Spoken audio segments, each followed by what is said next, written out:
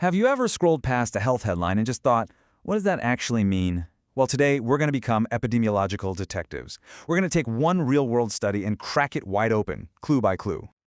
Okay, so you see a summary like this one. It's a lot. It's dense, it's full of jargon, and it's connecting air pollution to male fertility. It's the kind of thing that makes your eyes glaze over, right? But stick with me, we're going to make sense of it all. So, yeah, what does this actually mean? How do we get past the scientific language to figure out what's really being said? To do that, we need a toolkit, a kind of detective's guide to help us crack the case.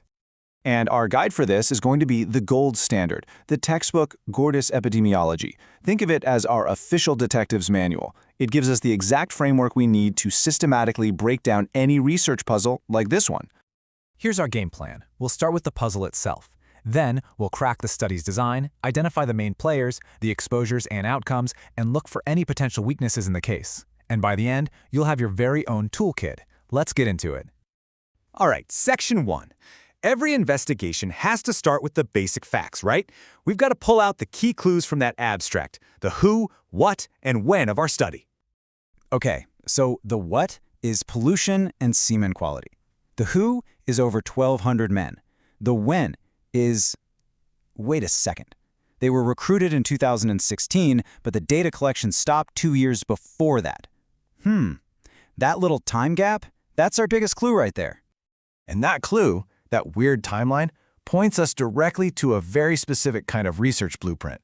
To figure out which one, we first got to know the too many ways these studies are built. So it really just boils down to which way you're looking in time. If you start now and follow people into the future, that's a prospective study. Think pro for progress.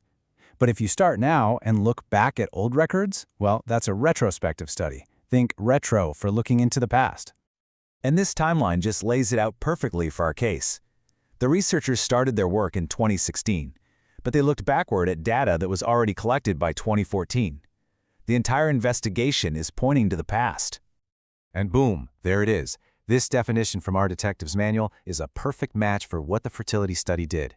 They found a group of people in the present, in 2016, and used historical records to see what happened to them in the past. So, case closed on the study design, it is a retrospective cohort study. So, those are the three key features. You define a group, you look back at their past exposures, and then you compare what happened. This is actually a really common design because it lets researchers use data that's already out there. It's way faster and cheaper than waiting years and years for a new study to play out. Okay, so now we know the blueprint. Let's identify the main characters in this drama. In any study like this, you've got what scientists think is the cause, and then you have the effect that they're measuring. This table lays it out pretty clearly. The independent variable, let's just call it the exposure, is the thing researchers think is causing a change. In our study, that's the particulate matter, the pollution. The dependent variable, or the outcome, is what's being measured to see if it changed. And here, that's the semen quality. But here's the thing. No study, no matter how good, is ever perfect. A really good detective always looks for the potential flaws in the evidence. In epidemiology, we call these things bias or confounding. Confounding is a huge deal. Seriously. It's when some other hidden factor might be the real cause of what you're seeing. It's like a classic case of mistaken identity. You think A is causing B, but secretly, this other thing, C, is actually causing both of them. So you have to ask yourself, could other factors be at play here? I mean, what if the men living in high pollution areas also happen to have more stressful jobs or totally different diets? That's a potential confounder, and it could throw the whole conclusion into question. And then there's this pitfall, information bias. This is a huge risk with retrospective studies. If the old records you're digging through are messy or incomplete or just plain wrong, it can mess up your entire investigation.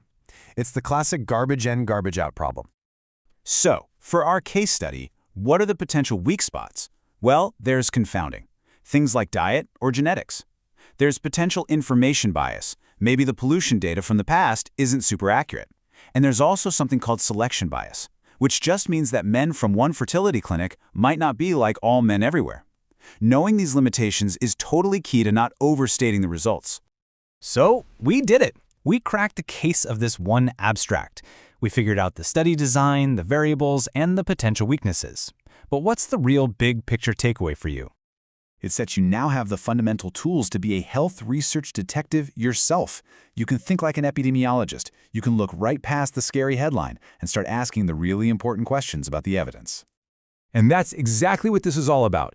It's knowing how to read the patterns, how to question the evidence, and how to understand the strengths and the weaknesses of how that evidence was gathered in the first place.